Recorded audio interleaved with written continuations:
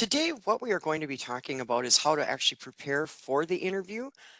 We're going to talk about the importance of preparing for the interview and why that's important. We're also going to talk about what to expect at the interview. And then, in addition to that, I'm going to teach you today how to develop a method to answer some of those tough questions.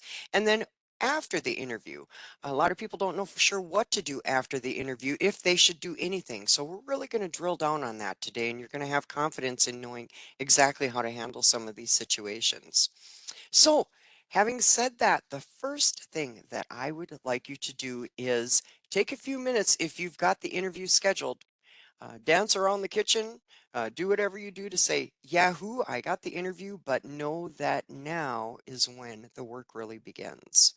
So, when I would interview people, oftentimes they would come to the table and they would say questions to me like this.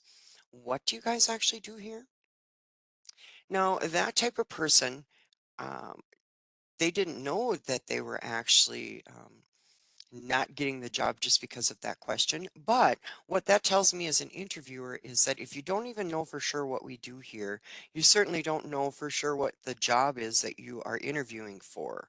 So I want you to do a little bit of research. So in that research, one of the things that you could do is you could Google the company. Another piece that we encourage you to do is to look them up and see if they're on LinkedIn.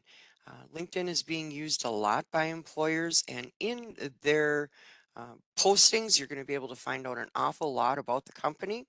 I also want to encourage you to look up their mission statement. So learn some more about the company.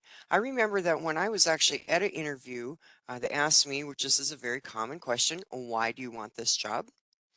And I quoted back their mission statement. When I quoted their mission statement, the person who was interviewing said to me, wow, I didn't even know that was our mission statement, or I didn't even know we had a mission statement. So do a little bit of research on the company. That is going to put you one step above many of the other people that are going to be interviewing. It's also going to make you stand out. In addition to that, it is important for you to be able to ask some smart questions. With some of those smart questions, it's like, well, what do you mean by that, Glory? Well, the first thing that I want you to be aware of is that it's very, very important for you to be able to make a connection, not only with the interviewer, but know that as soon as the phone rings or as soon as you get that virtual phone call, as soon as they notify you through email, that's when the interview is actually started. So, having said that, I have had people who have actually walked into an interview thinking that the interview didn't start until they had sat down. Really, what happens is the interview starts as soon as you get that phone call and you're not even at the interview yet. In addition to that, is it important for you when you first walk into the building, if you're doing an in-person interview, to make a connection with the person who meets you? So that would be the person who could be called the receptionist, could be called the first point of contact. It is the first, excuse me, the first person that you encounter as you walk into the building. Now, a lot of people are like, well, why is that important? Well, I'm going to give you a real life example here, just to kind of make it clear so that hopefully you can remember this when you are actually going into your interview. And I also am going to give you another example of a don't do this, okay? So one of the gentlemen that I had spoke with, and this was not a person that I'd interviewed, but he was very frustrated, and I worked with him in this role as a job counselor. And he came to me and said, Glory, he said, I didn't end up getting this job because when I went to the interview, I parked my car, I drove into their parking lot, I had a cigarette before I went into the interview. And they told me that I interviewed really well, but that they are not going to hire me because they don't hire any smokers at their company. Uh, he said, is that legal? And I said, absolutely, that's legal. Smokers are not a protected class. Um, But he said, well, how can that be when actually haven't even started the interview? But do you see how the interview actually starts as soon as you're notified that they want you to come in? Another thing that I want you to know, and this is another real life story that I'm hoping that you can remember. When I was in my other role, what would happen is that Miss Jackie was the first point of contact. And then What she would do is she would, call me and say, Glory, um, Bob is here to interview today. So what had happened in this example was I had taken Bob in the back. I'd interviewed him. He had done an excellent job. I had walked him back to the door, shook his hand, and told him that I would be in touch with him, and my intent was to hire him. But I never hired anybody until I asked Miss Jackie what her opinion was. Now, the reason that I asked Miss Jackie what her opinion was because it mattered. Miss Jackie had put over 15 years in at the nonprofit. She was excellent at her job. I trusted her. I had held her in high regard and high respect, and she was a great employee. So I was not willing to do anything to jeopardize that. So I would always ask her, "Well, Miss Jackie, what did you think?" Well, with this particular scenario that I'm giving you, when I asked her, "Well, Miss Jackie, what did you think?" Her eyes were as big as a quarter, and she said, "You're going to hire him, aren't you?" And I said, "Well, no, not necessarily. I want to get your opinion first." And she said, "Well, first off, what happened was he walked into the room here um, and didn't even acknowledge me. He just told me, 'Hey, I'm here for the interview.' Sat down, didn't say hello, was not polite to her, and didn't even acknowledge that she was in the room." Now, I don't know if you've ever had that situation happen to you, but it's extremely uncomfortable. Then, after that, he sat down and his phone rang. I want to encourage you to keep your phone out in your car. Your phone does not belong at the interview.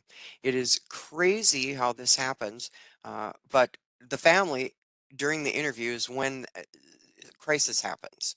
Even if you end up getting a text that, "Mom, I need to talk to you," or, "Dad, I need to speak with you," uh, you're supposed to be focusing on the interview and the interview only. And whatever the crisis is, tell the family that, "Look, I will be interviewing from 1 until 2. I will get back to you right at 2 o'clock. Please give me the opportunity to go in and interview well without being distracted." So this gentleman answered the phone, and what he said was he swore and he said, "I told you I'm at an interview." Whoever he was talking to, he called this person a name and he said, "I'll call you when I'm done." So I did not hire the person just based on that. And the reason is because what would happen if I end up telling this person that I wanted them to do something in the role that was part of their job description that they didn't want to do, didn't end up liking, and what would they say about us? So know that when I'm out advocating for you for jobs and I'm talking with employers, I'm asking them, what is the most important thing to you in an employee? Every single one of them have said this to me in one form or another. The most important thing to me in an employee is, are they going to fit in? So what I find really fascinating is that they used to think that, okay, well, they're going to hire me because I have a degree, I know the job, I know the skills. But what employers have actually said to me is, "Glory, I can teach you how to do the job, but I can't teach people how to be nice. They either are or they aren't." So, having said that, I want you to do your absolute best to check out the culture. Well, what in the world does that mean? That means if you can, speak to someone who already works there. It would be ideal if you can ask them, "How did you get this job? What did the interview go like for you? What does it feel like when you go to work every day? What's important to the company?" If you can, ask about what some of those challenges are. And then make sure that you have a way to close appropriately. So, what that means is that you have now made the connection with the interviewer, you've made the connection with the first person who's coming in. When you're done, say thank you for the opportunity to interview with you today. We're going to get into more about what you actually say as regards to if they ask you if you have any questions. But the key is to make sure that you're going in and that you're presenting yourself in your best light, of course, but that you're also friendly. Okay. Sometimes some of those soft skills, getting along with others, we tend to take that for granted and we think that, well, everybody's that way. But no, they're not. Every time that I do this workshop, I always ask the question, and Pam, I would like to have you turn your camera back on for a minute and just tell me what some of the answers are in the chat. So the question is either going to be yes or no. And my question to you is How many of you have worked with a difficult person? So Pam, I'd like to have All kinds of you, yeses are coming in. I'd like to have you take a look and see if anybody said no. We'll just wait Not just a couple yet. seconds. Okay. All So, yes. all yeses. Interesting. I ask this question every time that I do this workshop, and I have yet to receive a no. I believe that if I did end up getting a no, it might be somebody who would be young, who hasn't had a lot of work experience, but I have never had anybody say no. So I want you to think about that for a minute. What that means is that all of us have worked with a difficult person. A lot of times when we're working with a difficult person, it can change our atmosphere. In addition to that, it can change the reputation of the whole company. So when you're being interviewed, the interviewer is trying to figure out, are you one of those difficult people? So it's important that you go in and that you let the interviewer know that, you know what, I get along really well with people. That's important to say. Okay. Another thing that's really, really important is to take a look at the job qualifications and to make sure that you are lining your job qualifications up with what the employer is looking for. I'm going to give you an example. And again, this is a real life example, but I had a gentleman who he had applied for the job. I had one job, and according to his resume, he was an excellent forklift driver. This gentleman could do everything possible with a forklift. I mean, he could lift things off a pallet from way up high. He could lift things, do a pallet jack from way down low. There are all kinds of things he could do with a forklift, but we did not own a forklift. So what I did was I never ended up interviewing him because I was at a thrift store retail position open, and I ended up assuming, which that's what we have to do as hiring managers, is assume that my thrift store position probably doesn't pay as good as a forklift driver. And as soon as a forklift driver position comes along, he's probably going to bail on me and go after that job. The first thing I want to remind you of is that Mr. Employer or Mrs. Employer is going to make the most money if they can hire you, put money into training you, and keep you working with them forever. They don't want to put money into you knowing that they're going to train you so that you can go and work for somebody else. That doesn't make business sense. So I never interviewed Mr. Forklift Driver because I assumed he was going to bail on me. And in addition to that, his resume portrayed that he wanted to go after a forklift job. Now, maybe the guy is sick of driving a forklift. And I don't know that, but here's the point, I never found that out. So I want you, before you go into the interview, because you're going to be prepared, you're also going to have a copy of the job description and you're going to read it before you go into the interview. If the job itself is calling the position recruiting, then you're going to use the word recruiting at the interview. You're going to line up the job qualifications that you have to what the position is asking for. Another thing that I want to encourage you to do is to, if you can, use any types of numbers and visuals that can give me a better idea of the great work that you are able to do. So what I say is that you are the director of the story in my head. Now, one of our expertise skills that we have as job counselors is that we can help you to word this, we can help you to role play it and work really closely with you on how to exactly do this. But let me give you an example. So here it says recruiting team members, and what the company wants you to do is to do recruiting, right? This person, my qualifications, according to this slide, says that I exceeded all recruitment goals by attending job fairs. Okay, and by ending up hiring applicants in various from various job boards. What I would recommend in addition to this is if you can add in some numbers or some percentages, that even makes it a more powerful story. For instance, if you could say, I know part of this position is going to be recruiting team members, and I wanted to let you know that when I ended up doing my recruitment, um, the company had asked me to recruit 5 new sales positions and people who could come on board who were really strong in sales.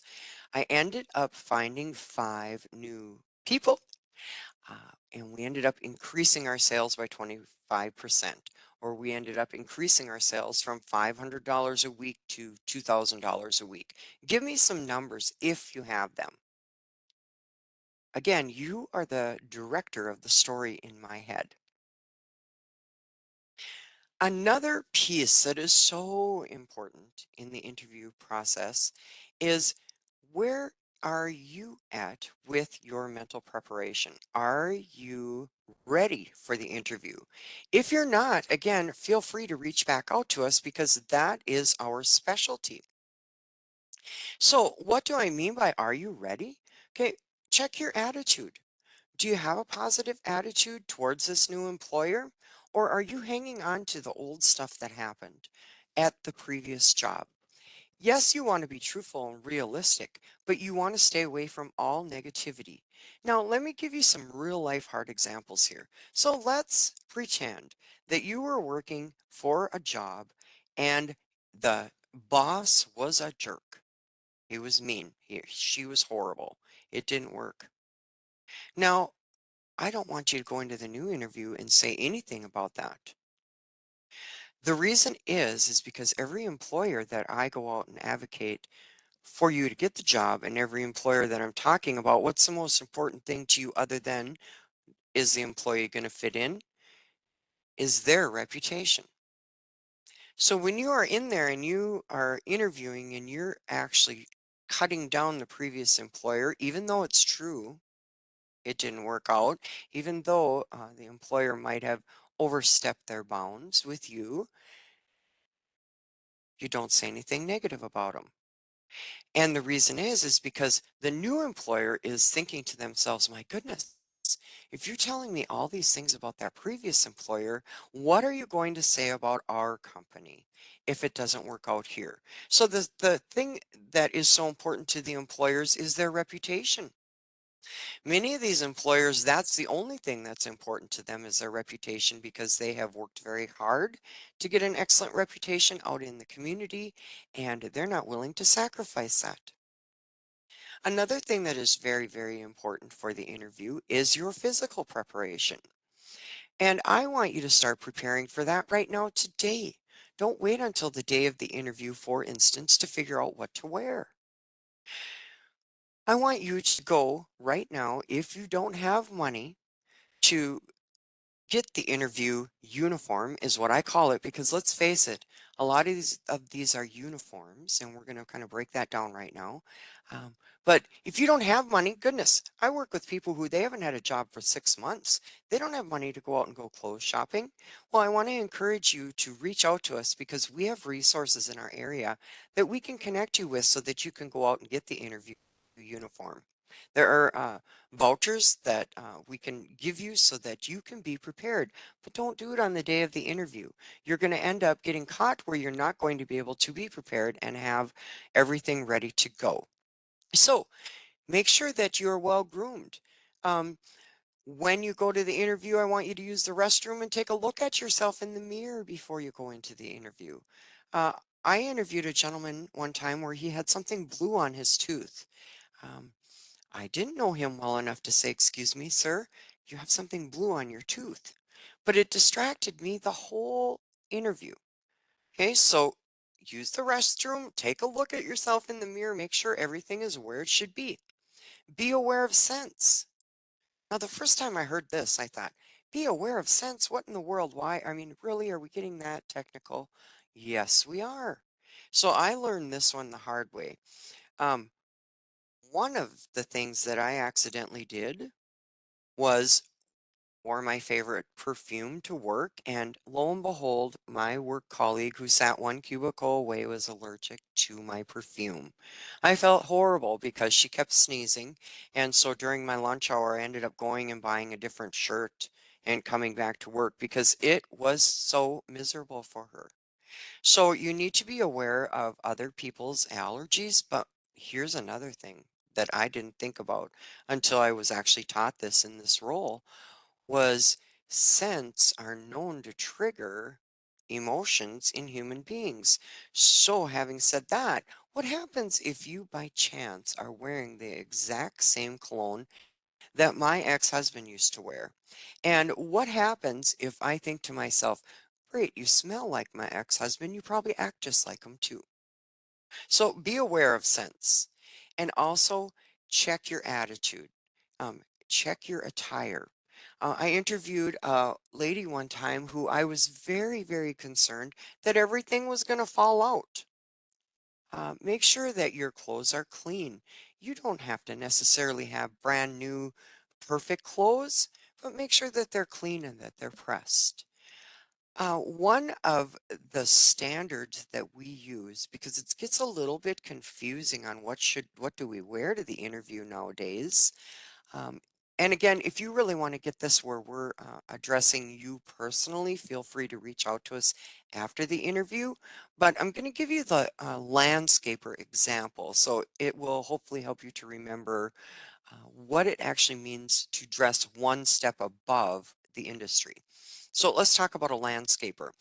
When I see a landscaper, typically what they're wearing is, let's start with their head. They've got on a hard hat. Second off, they have typically safety glasses. Typically, they have on a long sleeve shirt, could be a sweatshirt. They also have on a safety vest, right? They might have on khakis or jeans, and usually they have on steel toe boots. So, do you wear that to the interview? My recommendation is no. And again, you're going to dress one step above. So you don't wear the hard hat, but you have a nice clean and combed hair. If you can get a haircut before you go, if that's more appropriate. Okay. Another thing, you don't wear your safety vest unless you are being interviewed on the job site. Now that's a little bit different, but we're going to say that you're going into the corporation, you're going to sit down and you're going to have a in-person one-on-one interview. So what I want you to do then is, no, you don't wear the hard hat. No, you don't wear the safety glasses. No, you don't wear the safety vest, but what I do want you to wear, ideally, would be a long sleeve shirt. It does not need to be a sweatshirt, but ideally, if it could be a nice, pressed, clean, long sleeve shirt, and a button up tends to work the best. For pants, if you only have jeans, that's fine, but I recommend that you have that they're clean for sure and that you press them so that you're not going in so that they're all wrinkly. Ideally would be again that step above where you're wearing khakis or Carhartts or Dickies. Dickies are the blue, or they can be brown as well too. That's a brand name, but I mean more of the step above a pair of jeans. And then I want to tell you that if you have brand new steel toe boots, go out to the curb and kick them a couple times. Uh, when you're in those type of roles in regards to landscaping, I was taught by guys and gals who are actually on the job that if they see somebody with brand new steel toe boots, it's perceived that they haven't ever done the job before. Interesting, isn't that? One other thing that I want to remind you of, now I don't make these societal rules, but this is the absolute truth, is that men are judged by their shoes, women are judged by their full appearance.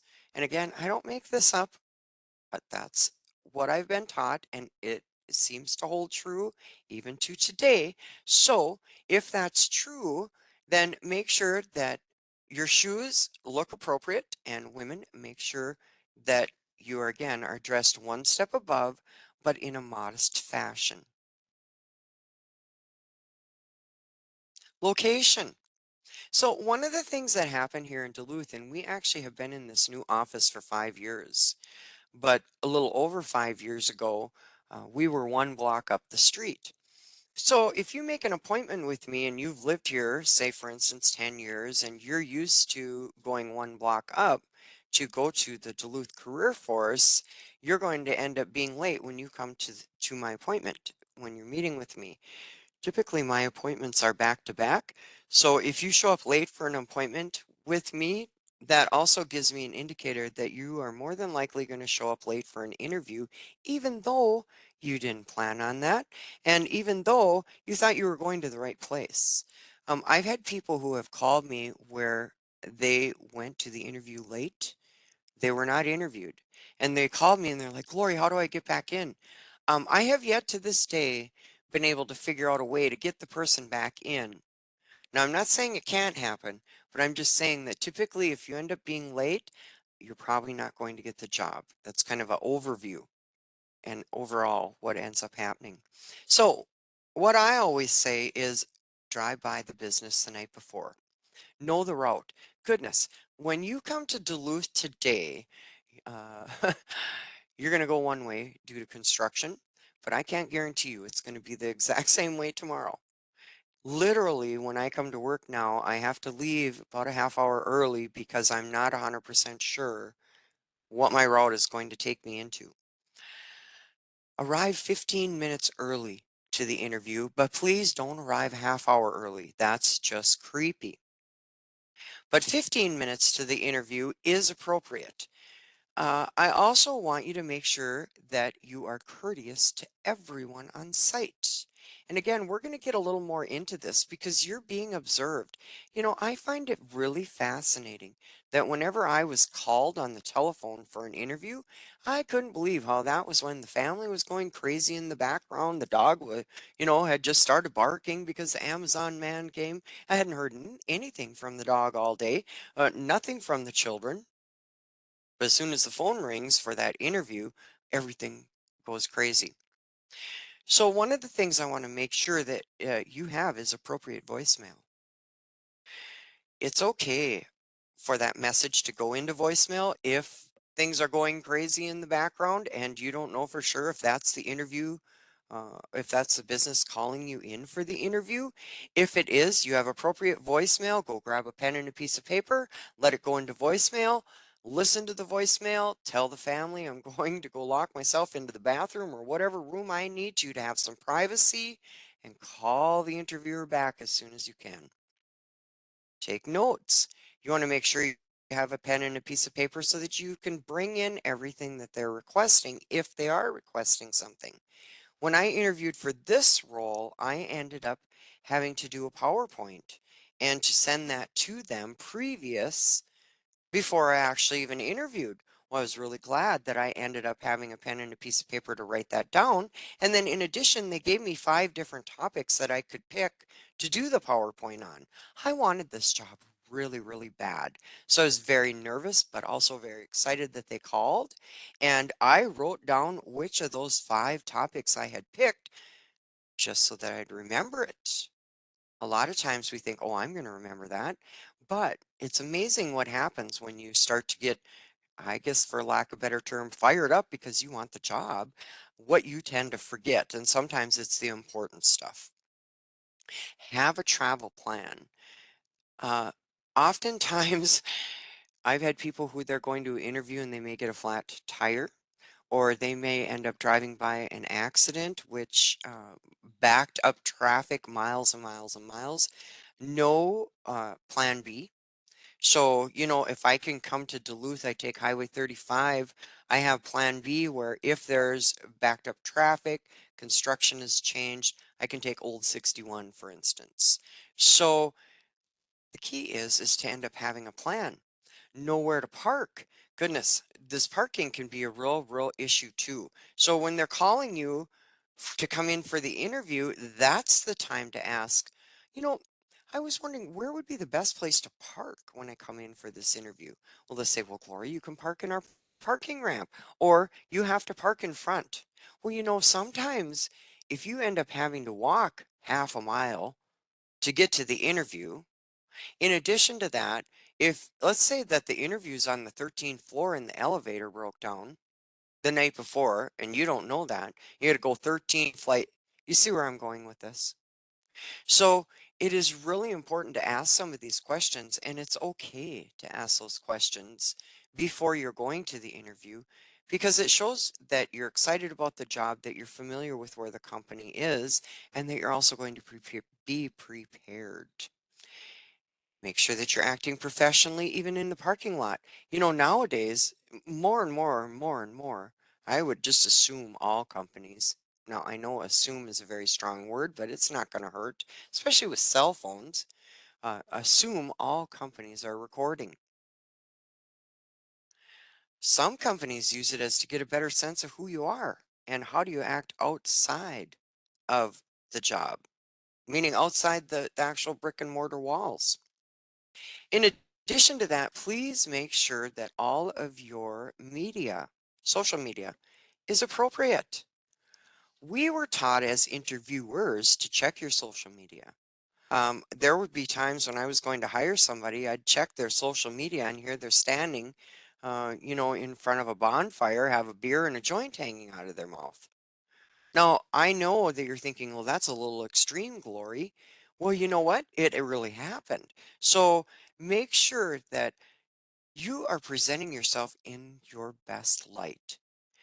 If you have certain pictures like that on your social media, either put your social media on lockdown so that I can't see that as an employer, or even better, delete them and then let me ask you, why are you posting pictures like that in the first place that could be used against you at a later time? So just keep that stuff in mind. Now, we are going to talk about the different types of interviews that are happening today. But before we get into that, Pam, I think this is a great time for some questions. Great. I've got one. So you've gave some great tips on like how to prepare for an in-person interview. How about preparing for a phone interview? Can you give a couple of quick things to prepare better for those, or even a virtual? Yes. Yes.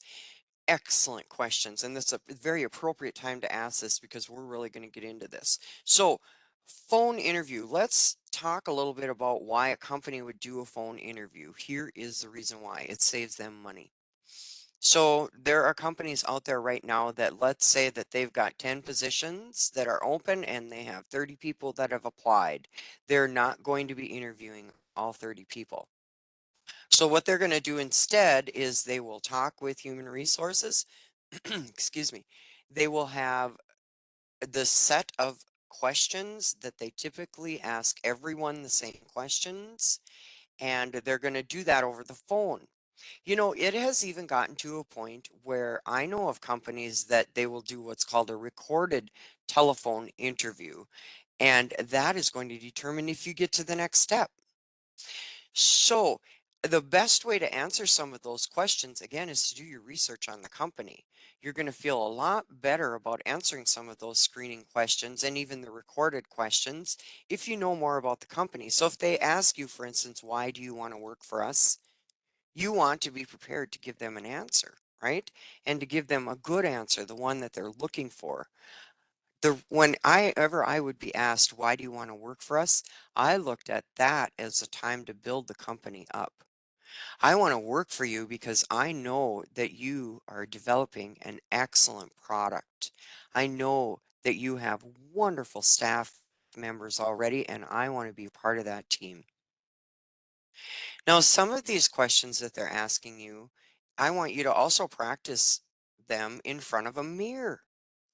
A lot of times when I would be interviewing, I was taught as an interviewer to read your body language. Well, one of the downsides of a virtual interview is that body language is a lot harder to read, right? So you can't necessarily see my arms or my hands. I've got them down here. My degree is in psychology, and I was taught that all communication, 85% of it is body language. When I first started my degree, it was 50%. They've now changed it to 85%. So I want you to think about that for a minute. What they're saying is that you can walk into a room and that people can get a sense of who you are by you not even speaking a word. Isn't that fascinating? So it's changed to 85%. So when you're doing a virtual interview, I want you to make sure that you are looking directly into the camera. So my body language is that I am paying attention to you, even though there's not people in front of me, there's still people there. It's important for you to look into the camera because I'm going to carry good eye contact with you. You can tell that if I am talking this way, it gives you a different feeling just even in the workshop itself. My camera happens to be right in front of me. The reason that I'm looking this way is because many people have two screens. So it's important for you to know where the camera is going to be presenting on, and make sure that you're looking at that screen. Another service that I want to remind you of is that at the Career Force here, we can do mock interviews virtually as well. So many times, both Pam and I have done virtual interviews that are mock where we will talk about your background. We will talk about how are you looking and presenting on the screen. What are you wearing? If you're doing a virtual interview, it's important for you to have something that is not distracting. So, for instance, uh, last month when Pam and I did this workshop, we wore Santa hats. It was Christmas, right? So, would I recommend that you wear that to an interview? No. We weren't doing the interview though, we were doing the interview workshop. The reason why I wouldn't recommend that you wear the Santa hat is because it's distracting. Make sure that you don't have on like a big scarf or big necklace or big earrings.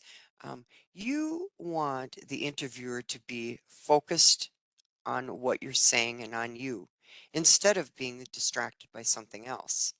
Make sure that your background is appropriate. So, at my actual office, which I am not sitting in, I'm sitting in an actual interview room here in the Duluth Career Force. But at my actual office behind me, I have pictures of horses, and they're doing all kinds of fun stuff. I love horses. Would I use that as my background if I were interviewing? No. And the reason is that people could be distracted by the horses. I recommend that you have a plain background, or I wouldn't even necessarily use this background. I like using this background because we're in Minnesota and it's a palm tree, right? Um, a lot of times you can on WebEx or on Zoom or Teams, you can change your background. I don't recommend that you do that either for the interview purpose. And the reason for that is because I call it trailing. I know that they have come up with a word for this. I'm just not real familiar what the word is, but I call it trailing. So I've got a fake background, and every time that I move a little bit, there's like a trail of light that comes off of me, and I can actually go in and out of the screen by accident. So if you can have it where it's you and you've got good lighting so you don't have it too dark or too light, and that I can actually be myself and present myself in the best form possible virtually, that's the ideal. Again, remember that you are being judged from the moment that phone call happened all the way through. If you want to get a good laugh, you can always go on YouTube and take a look at virtual interviews that went wrong. Make sure that you tell your family members if you are having a virtual interview that you're having a virtual interview. I actually recommend you send them down to the park or get them out of the house during the interview. If you were to go on YouTube and watch things that went wrong during a virtual interview, it's crazy. But I thought it was really funny how they show here comes a family member behind me walking in their underwear, for instance, okay, or eating a sandwich and talking to you while here you are in an interview. So don't let things like that stop you from getting the job when here you actually qualified for the job. Let's talk a little bit more about a behavioral interview. And behavioral interviews are just that. How are you going to behave on the job? Tell me about a time when. They might ask you about, tell me about a time when you ended up having a conflict on a job and what did you do? Tell me about a time when you ended up having a conflict with a coworker and what did you do? I actually did a behavioral interview where what ended up happening was I was interviewing for a school psychologist, which I was for a while years ago. And at that interview, I had two psychologists who were observing me during the behavioral interview on how am I going to react while I'm doing play therapy with children. So, behavioral again is how are you going to react in a stressful situation? Stress interview. So there's two different types of stress interviews out there. So one could be that they are going to recreate that challenging situation and see how do you handle it under stress. Another stress interview ties right into the work sample interview. And so I'll give you a real life example on that one. I work with a lot of welders. And so a welder, typically when they go in an interview, they'll do their interview verbally, and then the interviewer, will take them out into the shop and say, I want you to do a couple welds for me. Then after they've done the welds, they'll take that work sample over to an x-ray, and they'll x-ray it and see if there's any bubbles in the weld. Then what they'll do is they'll take it over to a vice grip, put it in the vice grip, and put stress on that weld and see if it breaks or not. So do you see how the interviewer could be saying, well, I'd like you to come in tomorrow for an interview, Glory. We're going to be doing a behavioral interview. We're going to be doing a stress interview. We're going to be doing a work sample and stress interview. You're going to be giving us an example. And sometimes they don't say anything. It all depends on the company that you're interviewing for. Video conference, the main reason that a company is doing virtual, obviously, some of it is because of the pandemic, but I want you to also remember that it saves travel costs. It saves the time and effort to maybe rent a space to interview, but it's still considered an in-person interview. A peer group interview, that one is tricky. So I've had people who I've worked with, they interviewed really well, but they blew it at this portion of the peer group interview part. And here's what they did. The one person that really sticks out in my mind was interviewing actually at a factory, and the interview went really well. But the interviewer said, I would like for these two people to give you a tour of the factory before we make our decision. So what ended up happening was this person went on a tour, but instead of talking positively about the interviewer and about the factory and about the work that that person would be doing, they ended up talking about how the interviewer was a tough interview, called him a couple names. What ended up happening there was the person didn't get the job because they did not know that the interviewer had these two people walking around giving you the tour, and also was going to give them additional money to report back to the interviewer what you said. So remember that the interview starts the time that you're notified to come in, but it's not ending until you're actually signing on the dotted line on your first day of employment. A group interview, peer group interview. So that would be the peer group interview, but let's talk more about what a group interview is. When I interviewed for this position, I ended up having 8 people interview me.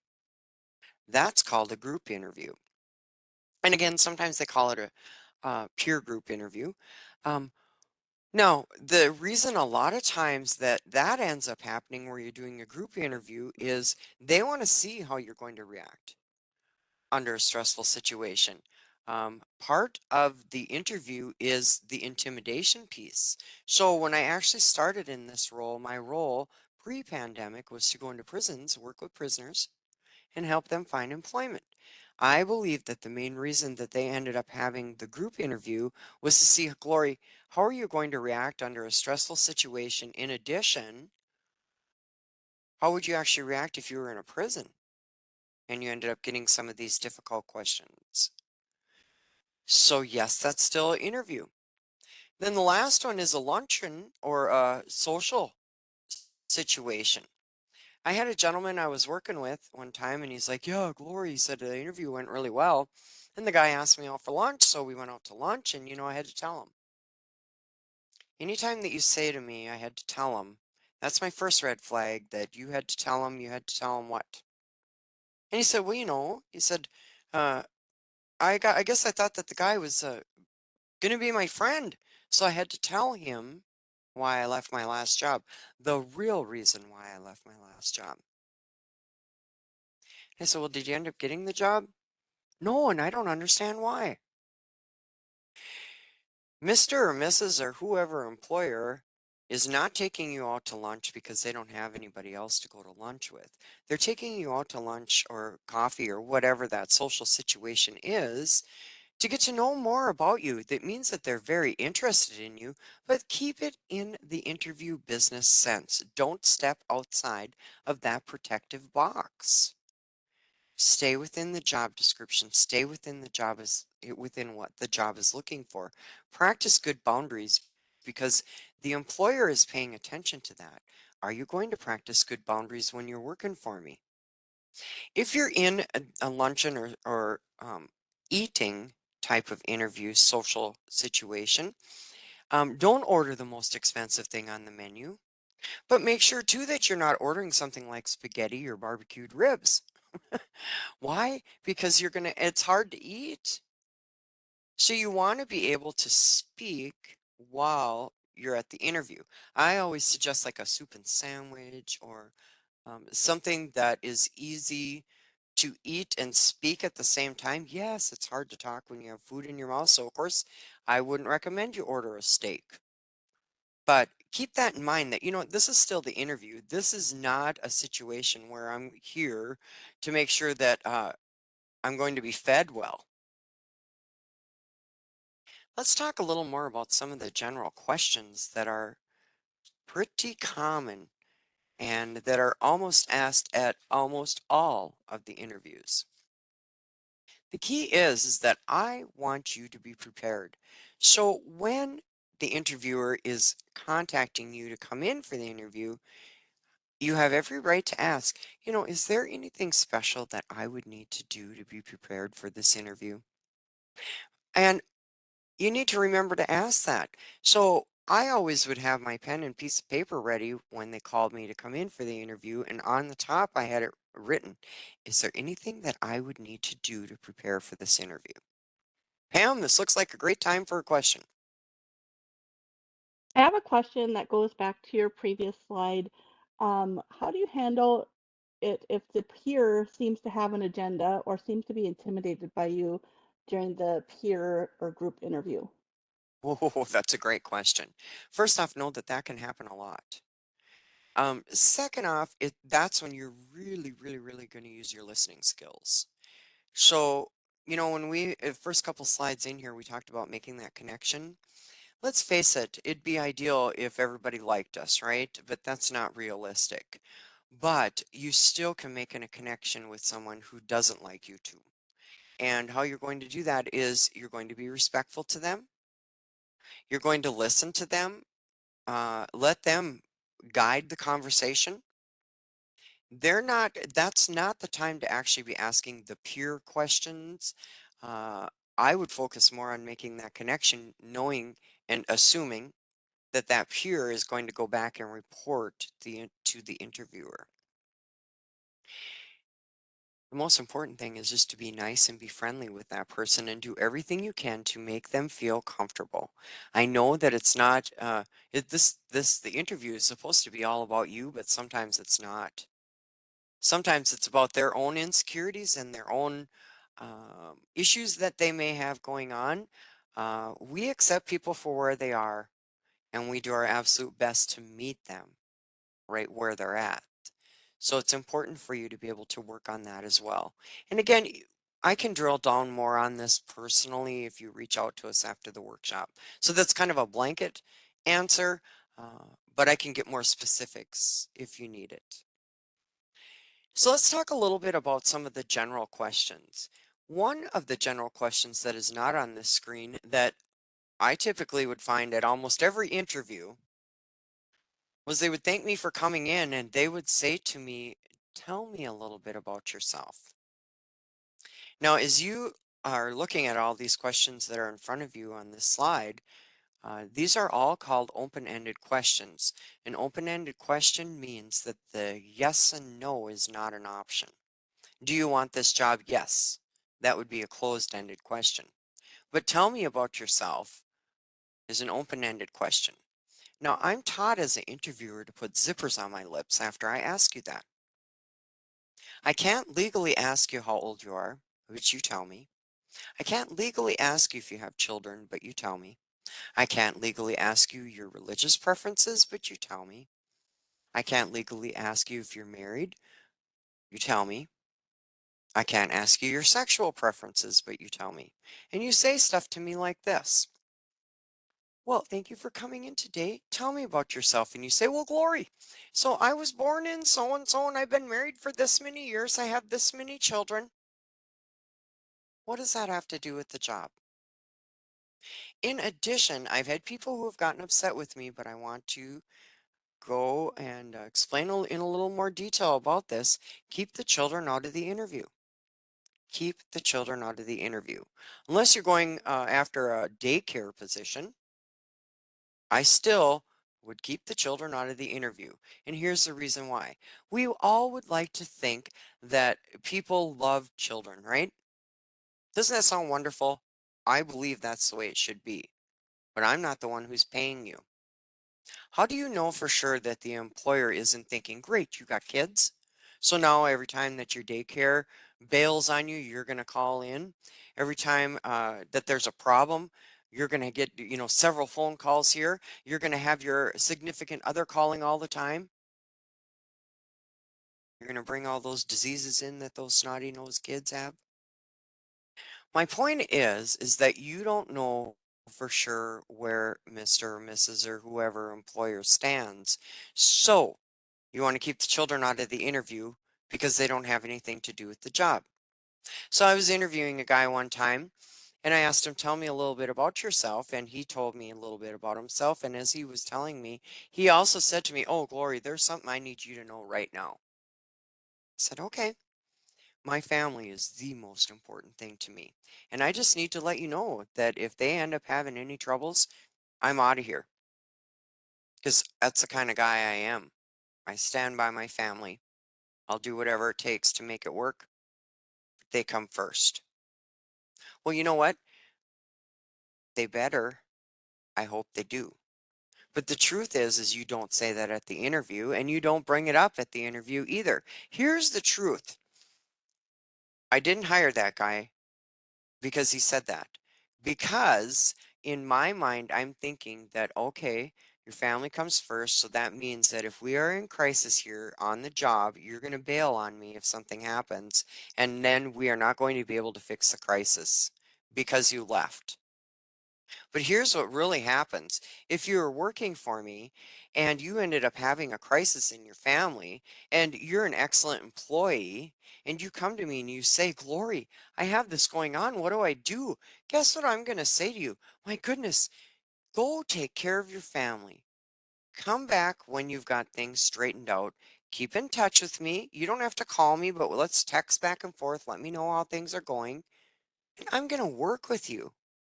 And I'm also going to let you go take care and address whatever you need to do with your family.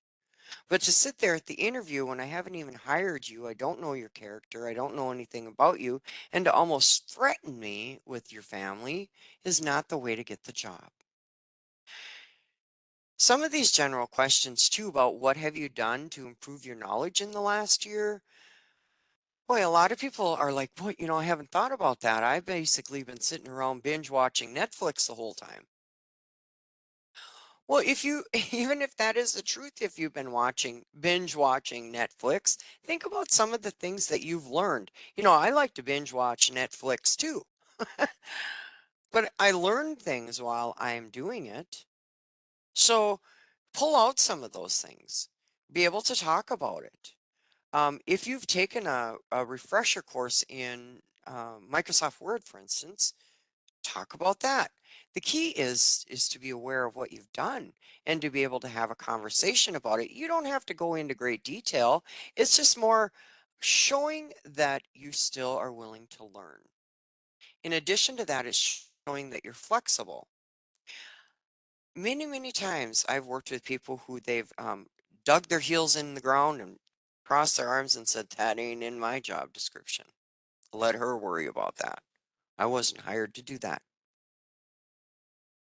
It's important when you're interviewing to say, I value a good job description, but I also want to let you know that I am willing to do the job the way you want it done, whether it be in my job description or not.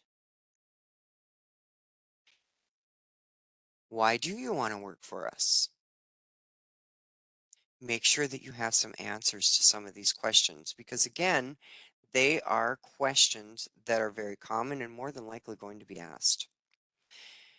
Instead of using I statements, I want to encourage you to use we statements as well. If you were working on a team project and it was successful and you ended up having a great success because of the team, give the team some credit as well. You know, a lot of times I would be interviewing someone and I'd sit and think to myself, goodness, that was a really big task. I wonder if you really did do that all by yourself. And if you did, how in the world did you do that? So make sure that what you're telling me, one, is believable. But then also, if you were working with a team, say, I had an excellent team.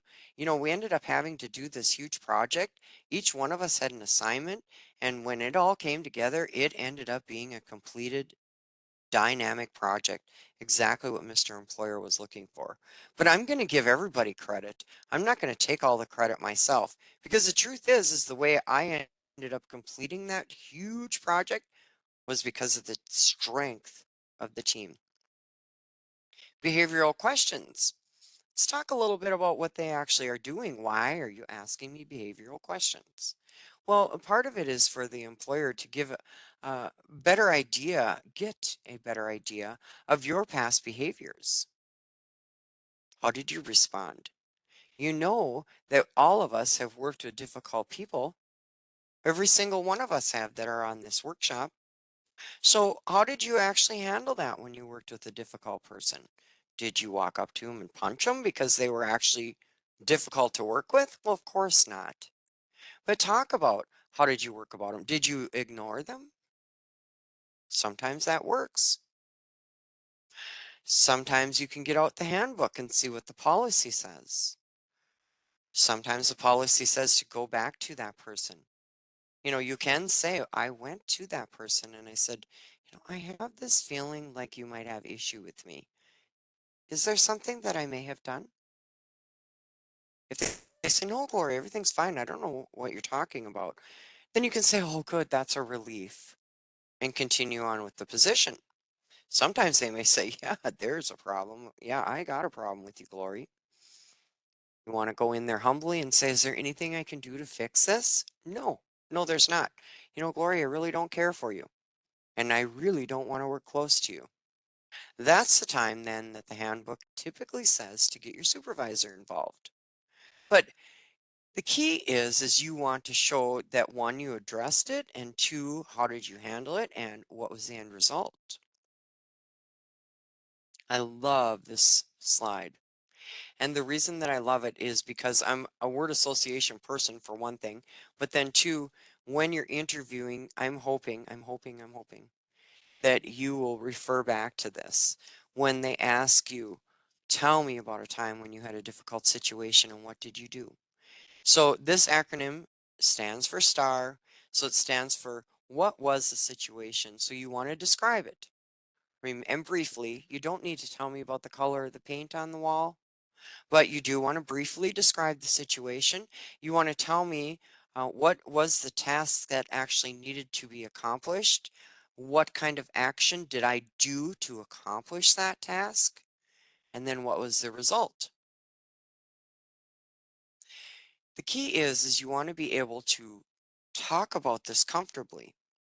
We're taught as interviewers to read your body language, and your body language or your language over the telephone, you're still being read.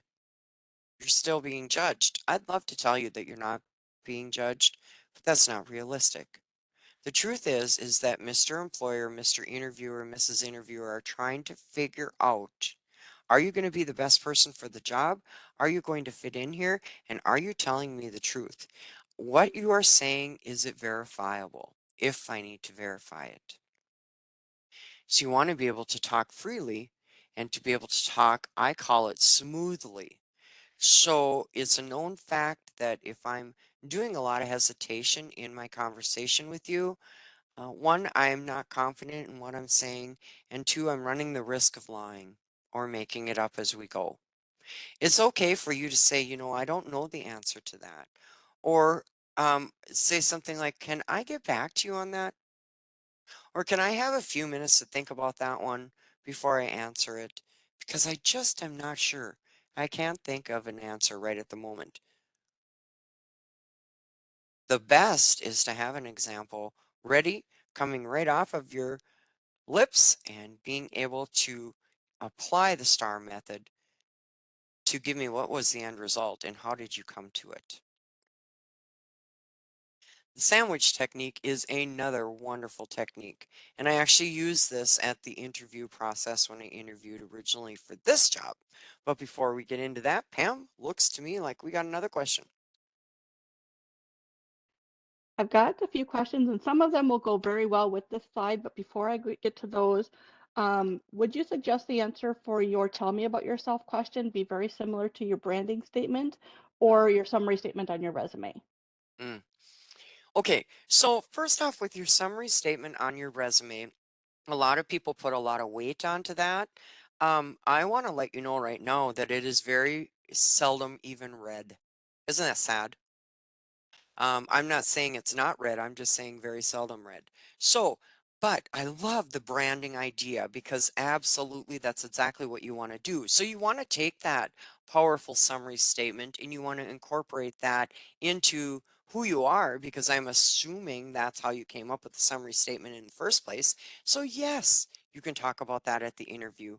But I also like to look at it like, I've given you a hard piece of copy here, piece of paper here that talks about my resume and who I am. And I know because it's in hard form, you're going to read it either before, after, during, all of it during the interview to make a decision on who to hire.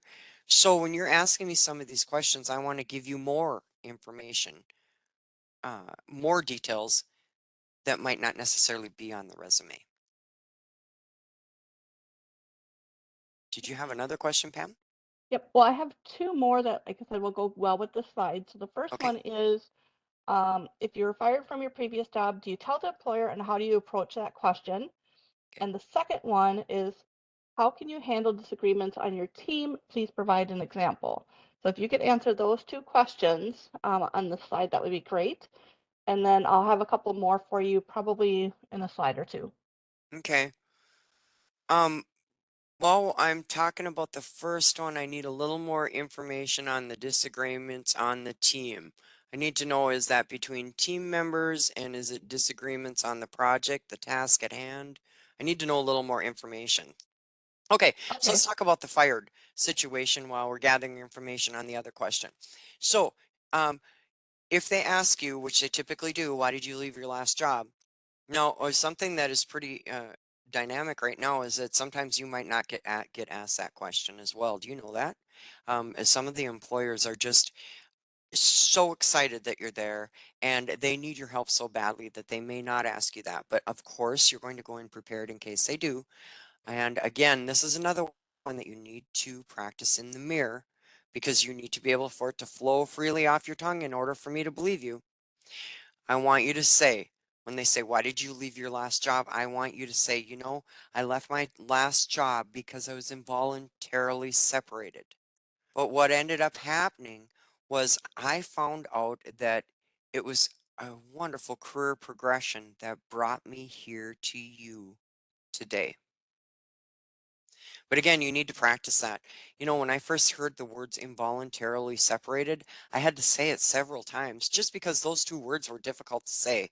And my brain was saying, no, you weren't, no, you weren't, no, you weren't.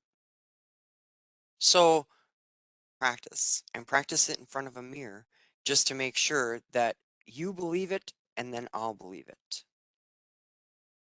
I'm going to talk about the sandwich technique, Pam, and then we'll get back to the disagreement on the team because I'm thinking you're finding out more details as we go here. So, what in the world is the sandwich technique? Sandwich technique is, and they will ask you this. This is getting to be a very common question at almost all interviews. Tell me about a weakness. What is your greatest weakness? What personal weakness has caused you the greatest difficulty on the job? I had a person that I asked that one time. They said, well, I don't have any weaknesses. You know what? There's your weakness right there. And what I mean by that is you're being arrogant. We're all human beings and we all make mistakes and we all have weaknesses. That's part of life. The key is that you own the weakness, but again, you don't go into great detail about what color the paint is on the wall. You own the weakness, briefly discuss it, and then bring it back into something positive. Now, let me give you a real life example about me, about Glory. So when I interviewed for this job, I was asked, Glory, what is one of your greatest weaknesses? I said, well, one of my greatest weaknesses is Excel spreadsheets. They're not my favorite thing to do, but I do understand how important they are in this role. So my answer was, and just to give you a quick overview here, I have to do Excel spreadsheets that say how many people attended the workshop, how many miles did I drive. They're very important. It's very important to have a tally, and an Excel spreadsheet works the best. So that Glory, what's one of your greatest weaknesses? Well, mine is using Excel and the spreadsheets, but I do know that it's going to be very, very important in this role. So I want to let you know that I intend on, and I'm already signed up for taking an Excel refresher course before my first day of employment. So again, brought it to the table. What's my greatest weakness? I had something, I owned it, and I also had the remedy. That's why we call it the sandwich technique. Um, Soften the technique. So tell me about a time when you had a conflict with a coworker and how did you handle it?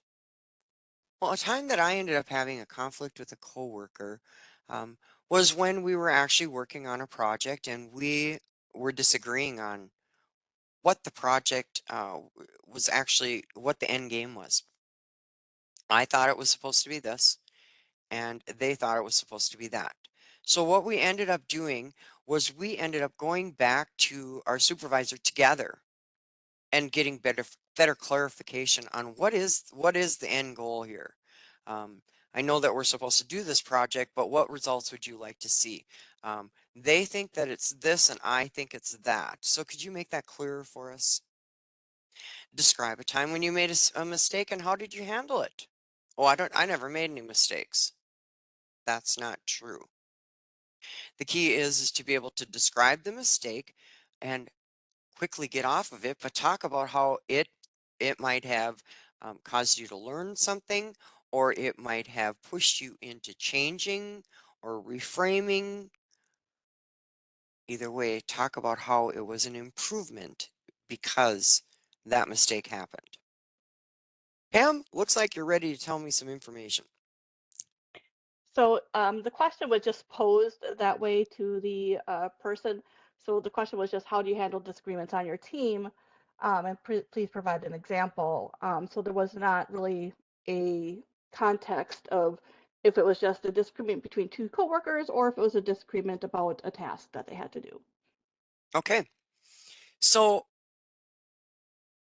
let's do a little bit of assuming here. Remember that you're going to be the director of the story in my head. So if you are asked that question, I would say, well, before we get into that, I would like a little bit more clarification on the question itself. So see if the interviewer will give you a little bit more, or if they say, well, that's all the information I have. Um, so roll with it. Then it's important again now to just talk about, I ended up having a conflict with a team member, and this is how we resolved it. It doesn't have to be a big, huge conflict either. Sometimes it could be a potluck and who's going to end up bringing the best potato salad. Yeah, that can be considered a conflict. Those things are important on the job. Let's get real. But I'm just saying that you want to be able to have something to answer there as opposed to, I've never had a conflict on a job. Pam, do you have one more question? I do have a couple, but I'm gonna probably have to limit them. I know that we're running out of time, so if we don't get to all of your questions, we will do our best to answer those. Um, but you can always reach out to your local career force location or to Gloria or I. I'll post our email addresses here at the end. But what is the best way to explain that there's a gap in my employment because I was taking care of my dying mom? The gap looks bad on my resume, but they don't know what to do about that. How would you answer that question? Oh, bless your heart. First off, I apologize. Or not apologize, but I'm sending out love to you for having to go through that. Um, Due to the pandemic, don't get so hung up on gaps in employment. Another recommendation that I would like to throw out there is if you can use years instead of day, day, month, and year you start, day, month, and year you left the position. Do that because that will help with gaps. In addition to that, a lot of people think in their mind, all right, I was taking care of a sick family member. I'm sorry, but that's still working. It wasn't like you're sitting around eating bonbons watching TV. The truth is that to me in my world, that's one of the toughest jobs ever, is to take care of a loved one, especially if they're passing away. So give yourself some credit on that resume and you can call yourself a caregiver. There's no reason that you couldn't put in there that you were a caregiver from the year of 2022 to 2023 and list the skills that you did. When we're taking care of our loved ones and our family members, just because we're getting paid, not getting paid for it doesn't mean it's not a job. So try that. And again, we can get more into real drill down into your personal situation if you reach out to us after. Let's talk a little bit about closing the interview. A lot of people will say, well, do I send a thank you card or not nowadays? And if I send it, do I send it through the mail? Do I email it? What's the most appropriate? Do I even say thank you? Here is the answer. Yes, you always say thank you, always, in whatever form or fashion you can. So when you end the interview, thank them for the interview. I always recommend that however they notified you would be the greatest way to notify them of thank you for the opportunity to interview. So let me tell you what I mean by that. Um, if you can, send it to them in a hard copy. Now this is personal preference. To me, that's the best way to do it. Uh, what I would do is I would go to the dollar store and I would get a thank you card. Now, again, this is personal preference, but I prefer to get the large card where it said thank you on the front. You open it up on this side and it's blank on the inside. On the left side of the card, I would have my phone number and my email written, and on the right side of the card, I would have written however they introduce themselves to me. So let's say that out of my 8 people that interviewed me, they introduced themselves to me as Mr. Johnson or as Mrs. Edwards. Then that's how I would address them in the thank you card. How in the world do you think I remembered all their names? Goodness, I really wanted this job. I could barely remember my name. But how I overcame that was I asked them for all of their business cards before I left the interview, and then I could put their names on this thank you card. I did send that to them. I mailed it to them. Don't walk out of the interview and hand it to the receptionist. That's not appropriate. Walk out of the interview and put it in, we call it snail mail. So remember that it may take a couple days to get back to them. But I love the thank you piece because it gives you permission to get in front of the employer one more time. It works, and how it works is a real life example. I had 2 people that I was trying to decide really hard. They were neck and neck. I couldn't figure out, like, I don't know for sure which one to hire here. But one sent me the thank you and the other one didn't. And the one who sent me the thank you is the one that I hired. So know that sometimes it could be the pushing over determining factor that can help you to get that job as well. Following up after the interview. So before you leave that interview, it's important for you to ask, when are you looking to fill the position? You want to know that anyways. But in addition to that, if they say, well, we're going to try to fill it in a couple weeks, that opens the door for you to say, well, if I don't hear back from you in a couple weeks, would you have a problem if I contacted you? Or would you have a problem if I contacted somebody just to see if you have filled the position? And who would I contact, or who would be the best contact? One of the things that I get very frustrated with our employers is that around here, they really struggle with letting people know that they filled the position. So I have people who are waiting to hear and they never hear. Don't do that. After you've interviewed and you don't hear, you keep on applying for other jobs. Worst case scenario, you're going to get 5 job offers and then you can pick and choose which job you want instead of just waiting and waiting and waiting. and you may not ever hear from that employer. Is that right or is that fair? Absolutely not. But again, when I'm working with the employers, I'm telling them, would you at least let our people know if you fill the position or not? That doesn't mean they listen to me. Self-evaluation. When you are finishing up your interview, it's important for you to reflect on it, but please don't be so hard on yourself. A lot of times when I'm talking with you after the interview, which feel free to reach out to us, we can have a conversation about what went well and what would you change if you were ever to interview again. I have people say, well, it's just a big waste of my time. I went in and interviewed and I haven't heard anything from them. And, I'm here to tell you straight up that there's no such thing as an interview that is a big waste of your time. There's no such thing, even if you never heard from them again. Because what's really happening is that that interview is giving you excellent experience for the next interview on what went well, what to do, what not to do. It doesn't hurt to get that experience. How can you improve? Now, I love that it says contact your interviewer on here, and I do recommend that. It's not that I don't, but I have yet to this day in today's world had anybody from human resources, for instance, who would give you some information and feedback on how your interview went. I don't know if there's a liability piece there or what, but we used to tell people we'll call and get some feedback. Well, the people who interviewed are really poor at giving you any feedback, or they just don't answer the phone. Is that professional? No, but it's the truth. It happens like that. When should you start talking about money? Never during the interview. So, Pam, I'm going to have you put in the chat career one stop.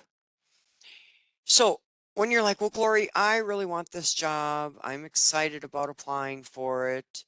Have no idea what they pay. You can go on Career One spot stop and you can get an idea of what the companies out there in the state of Minnesota's pay ranges are.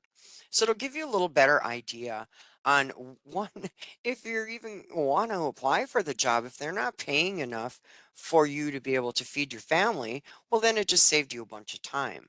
Put this website in your back pocket because it can help you when they ask you, well, what are you expecting for pay? You'll have an idea of what they're already paying.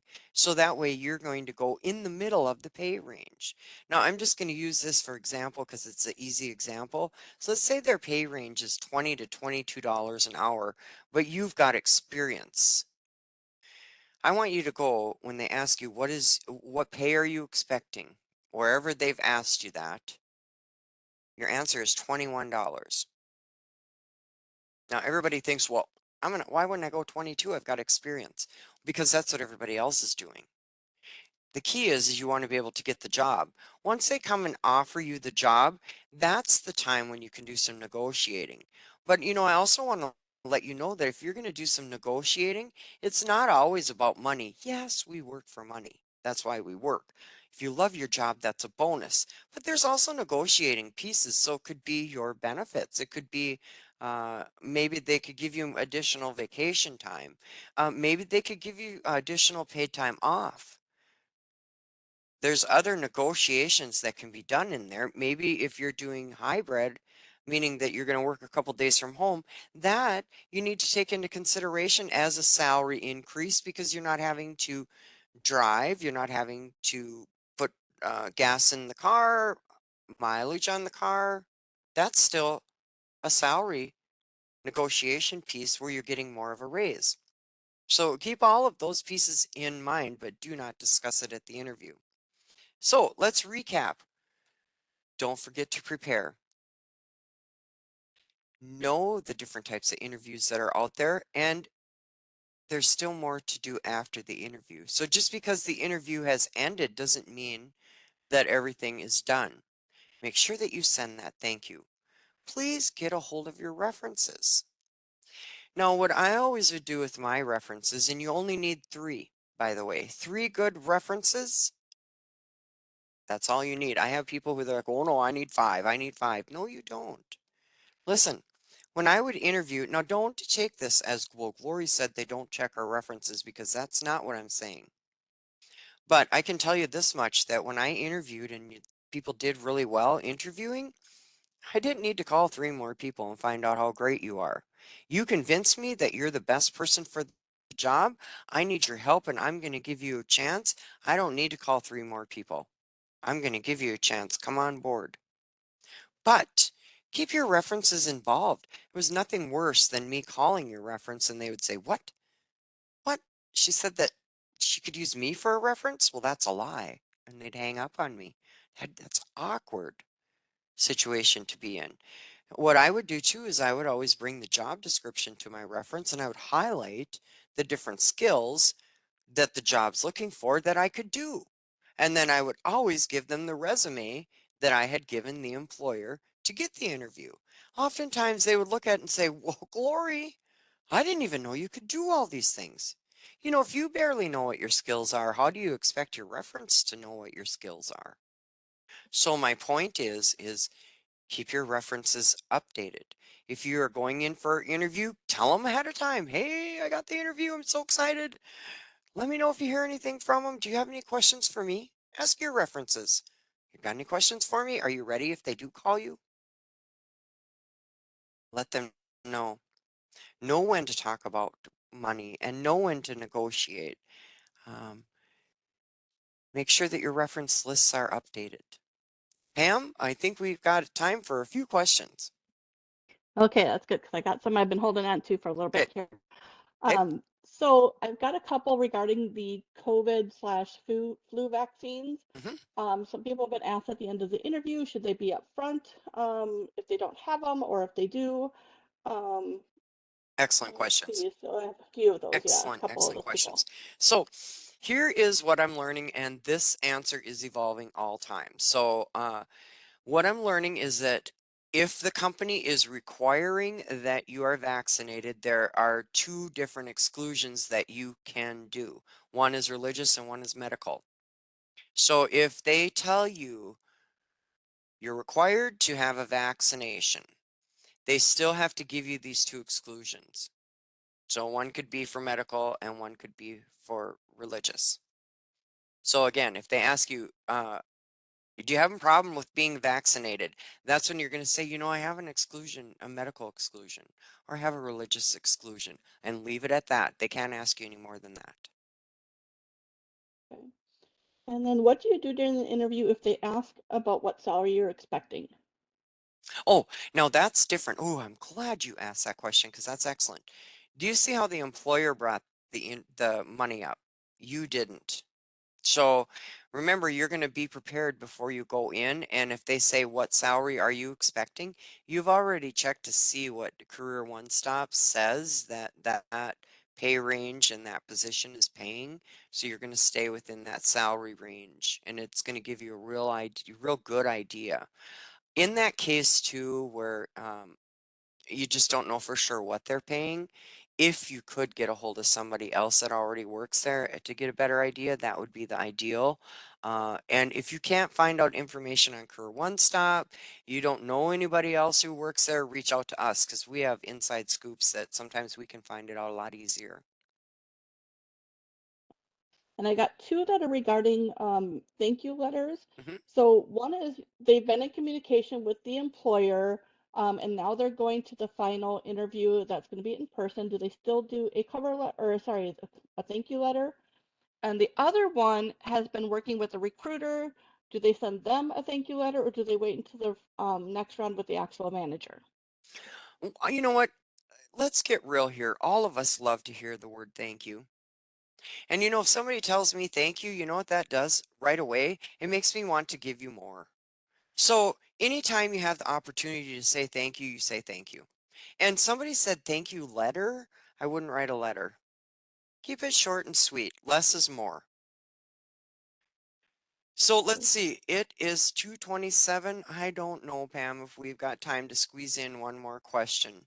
So having said that, I want to let you know that one of the things that Pam and I really take pride in is we read the chat after the workshop. If you have a question that was not answered, please don't panic. We read them and we're going to get back to you and answer those questions. And then also, Pam is going to give you our emails. So you can reach out to us either through email, or you can, when we send the follow-up email to, there's ways of getting a hold of us. We're here to help you. We want to see you go out and get those decent paying jobs. So let our expertise help you do that. It can be very, very enduring looking for your ideal career and trying to find that job.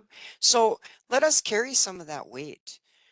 Know that it is difficult, but we've got your back. So we're here to help, and we are very grateful and thankful that you joined this workshop.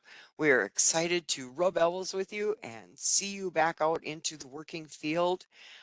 Pay attention to some of the workshops that are coming up. Pam, I'm also going to have you put in our careerforcemn.com website. Take a look at some of the wonderful skills and tools that we have on there that are available to you right at your fingertips. And again, thank you very much for attending. So bless you, and let us know if you need anything. Okay. Bye-bye. Before you Oh, Before yes. we end real quick, I did have somebody who said something about a 4-minute interview answer. That one was for a video interview. It was like a one-way video where the answer was recorded. So during a in-person live or even a video Teams interview where you're interacting with another person, you would want to limit your answers to a minute and a half. But for that particular question, it was a 4-minute time allotment that they were given for a video that was recorded. Got Just lost wanted to in clear that that up real whole quick. thing. So, and I don't have enough time to answer that to give you a good answer. So that is one of those questions I want you to reach out to us after. I mean, you can even Oh get no, it. Oh, go ahead, I was Pam. just clarifying that for them. So they had asked that Oh, real quick. So I gotcha. did answer that. So Well, thank you, we're all Pam. good. Thank you, thank you. Okay, good. All right. Okay. Okay, All right. bye Thank everyone. you. Bye bye.